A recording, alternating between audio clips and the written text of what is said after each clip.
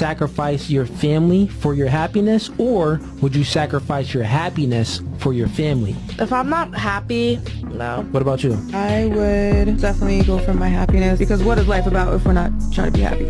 And what about you? I've actually been there and done that, and I did choose my happiness, and I'm happy I did. With all of your answers, this is the reason why women initiate 70 to 80% of the divorces, because you prioritize your happiness over your family. Marriage, to be honest, isn't about happiness. Marriage is about purpose and duty. Happiness is fleeting. It's up and down, meaning that you're happy at one moment and then you're not happy another moment. Men, we can be unhappy. We act despite how we feel. There's guys that suffer in sexless relationships, sexless marriages, and still stay with that woman. You have one life to live. Why would you sit there and be miserable for the rest of your life? Men, we don't think the world revolves around us. Like, men really love a girl. You just love that man based off how you feel. I love my husband, I love my kids, and I moved to a whole new city, a whole new state rather. Just me, no one else. And I didn't move because I didn't love them, but I finally decided to love myself too. And so for years, like, I put myself on the back burner, you know, just being a mom, being a wife, which is great, you know, that's awesome. But, you know, all this time, like, I was wearing a smile, but deep down, like, I wasn't really happy inside, you know? And so one day I realized that I couldn't keep living a life that made everyone else comfortable while I was crumbling inside. So literally, like, I made the most hardest decision, like, ever. Like, the most soul-stretching decision, like, ever. And that was to pack my bags and move to Nashville. I actually, one day I just woke up and, you know, I was just like, well, I can't do this anymore. Like, I feel like I need to do something different, like, other than what I'm doing. And I felt like I needed to find me again. Like I said, because, you know, I felt like I was losing myself. So anyway, like, rewinding, I had actually applied for a position with Vanderbilt. And I ended up getting the position, and they were offering a sign-on bonus as well as a relocation bonus. And yeah, like, I got the position and I took it. So anyway, no safety net, like, no guarantees, no nothing. I applied for my apartment and everything. Like, I literally, like, got approved for everything, like, right away. So it seems like everything had just fell into my lap. Like, it was what I was supposed to be doing. And because of that, like, it really validated my decision to leave. And so I did that. I get to Nashville. I started rebuilding my life. You know. This is crazy. This is absolutely crazy. And so when women say that men don't know what they talking about, that guys is just complaining about women that are breaking up their families. She didn't say he cheated. She didn't say he wasn't a good guy. She said, I love him, all of this stuff. Kids is awesome. And so she just completely abandoned her family. She planned this. She applied for jobs. She knew where she wanted to go. So either she just an incredibly selfish person that only care about herself, or is something else happening, and maybe it's some people over there, or maybe she wanted to slut it out, or maybe it's a guy over in Nashville. But somewhere along the way, women only focus on themselves. She only focused on herself. She didn't listen. I don't care what kind of compliments that she give. I don't care what kind of excuses that she make. And you know, there are women that actually support this nonsense. There are women that actually think that this makes sense. Oh, girl, I was feeling the same way. Oh, man, I needed to find myself. Of all of the things that I've reviewed lately, for some reason, this one is the most diabolical, because this is probably the thing that guys relate to the most. This is probably the thing that guys relate to the most. She found a whole nother state, a whole nother career. She didn't even stay so that she can see the children. And this is what we saying. Women will break up their families for their happiness, for how they feel and what they feel like doing.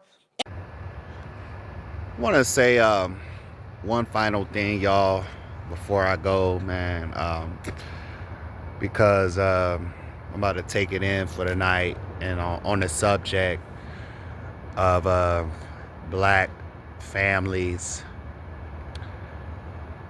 uniting and being together. Like I said in the video, it's like, man, we have gotten used to the dysfunction that's been going on for 40 plus years, man. I remember reading a book in an ISIS paper where it said that 50%, or maybe it was like 45% of black kids are come from single mother households. And now when you look at today, it's like 30% of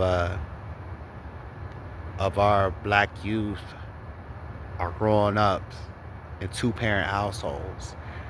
And as black people, we just so like used and accustomed to it, and it's normalized. But to me, it's just, I try to watch my language on this channel, but it's just fucking crazy, man. It's just fucking crazy, man. Like, it's insane. It's insane, man. It's fucking crazy, and it's insane. Like, majority of the world, have two-parent households.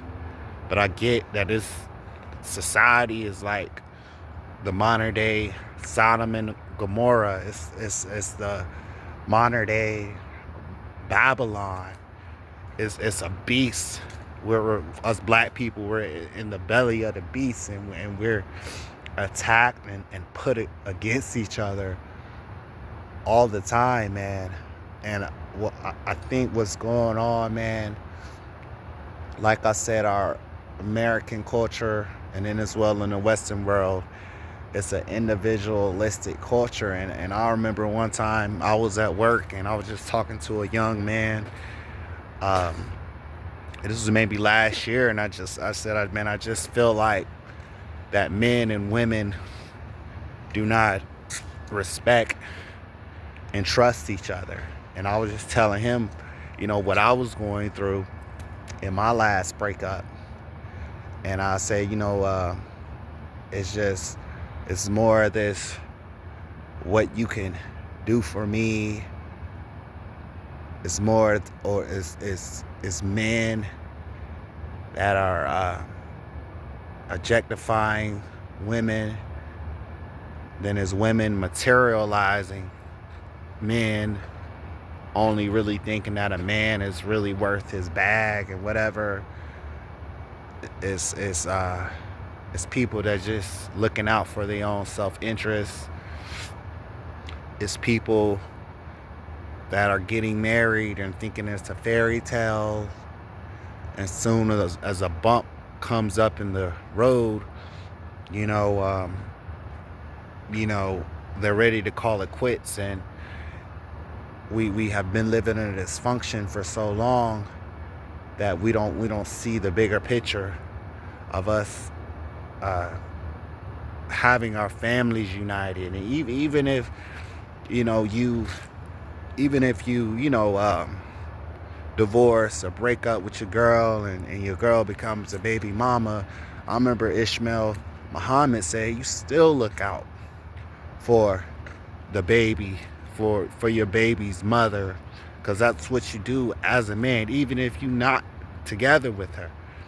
But I would say that's kind of what, I can relate that from my personal experience, because my father,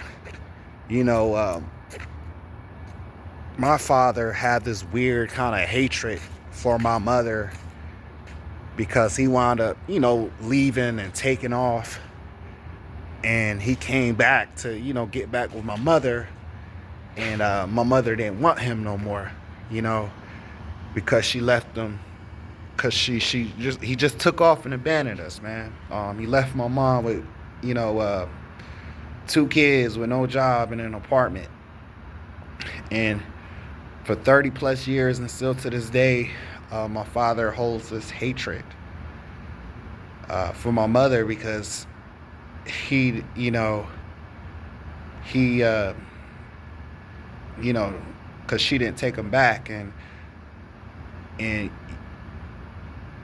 yeah, it wasn't. But with him doing that, he did it. He wasn't in my life. He might have called me a couple times, but just due to his hatred for my mother, he took it out on my mother, and then I had to suffer for it. But we think about ourselves and our self-interest instead of thinking about our future and our children. I remember one time I saw this clip of the No Fugazi podcast, which I really don't agree with their views, and I don't really like their channel, and I used to be in the red pill content, but I don't really like it, and that content is kind of declining and everything. But it's like this woman said, hey, I left the relationship I was in because I wasn't happy no more, but when I left him, I felt good. But then the guy, which he had a point, was like, hey, men, we are not like that. We don't go off on our feelings, and it's not about us being happy for us, to leave a relationship, because we got to think past our feelings and our happiness for the greater good. But a lot of women are putting their feelings before the children. A lot of women are being brainwashed and mind controlled, and thinking that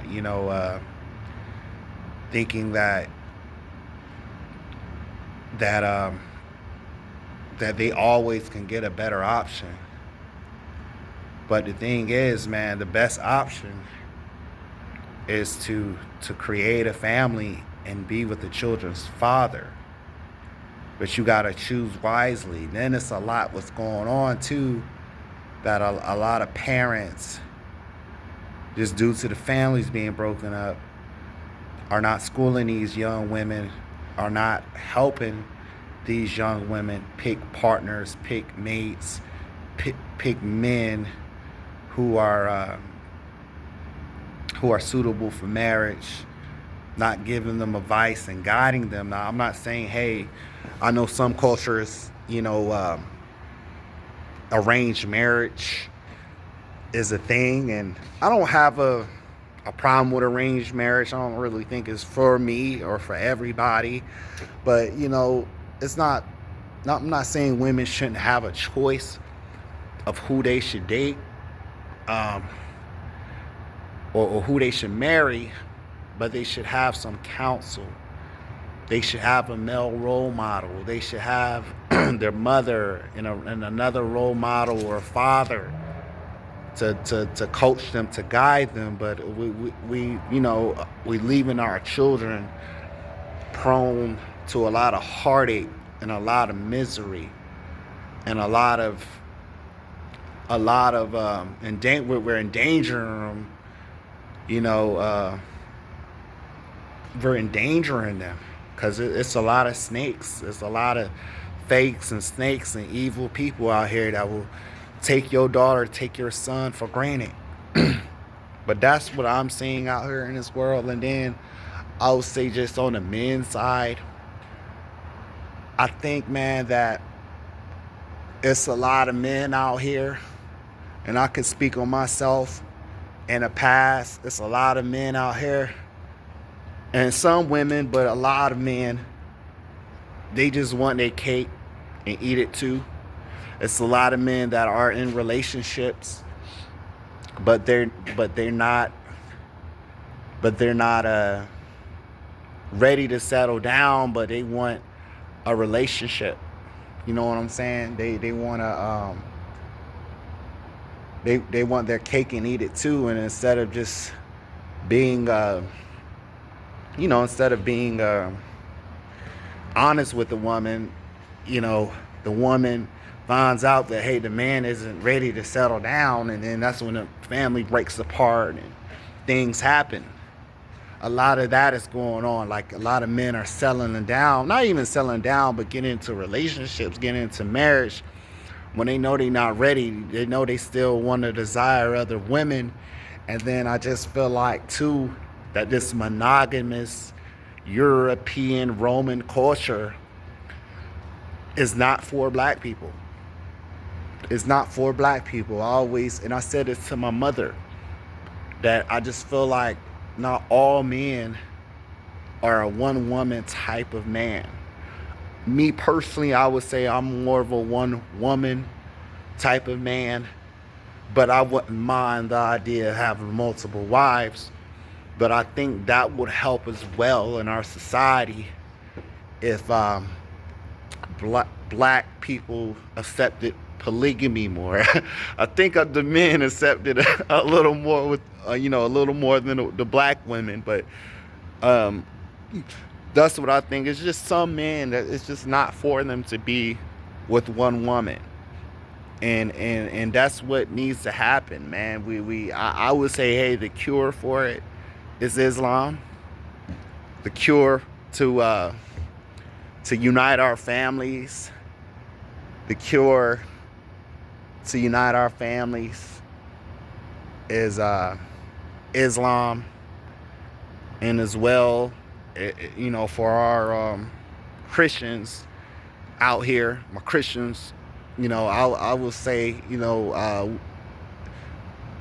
who don't want to convert to Islam, we need to bring back a real true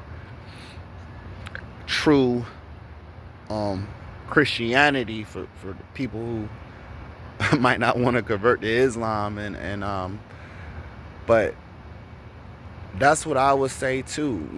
Just some men, a lot of black men, it's just not our culture, man. Originally, for us, man, to just have one woman. Some brothers are like that, and some brothers are not. I see that. I feel like that would cure a lot that was going on as well. That would cure a lot. Polygamy is just not having sex. It's just not about having sex and all this and all that. It can help, it can help the single mother crisis. Say, hey, if I'm married and got a wife already, I meet some woman with 1 or 2 kids, and I get a liking to her, and I want to help her out. I can adopt her 2 kids, and I have 2 wives. I already have my kid with my wife, and then her 2 boys, or 1 or 2 boys can come in the picture.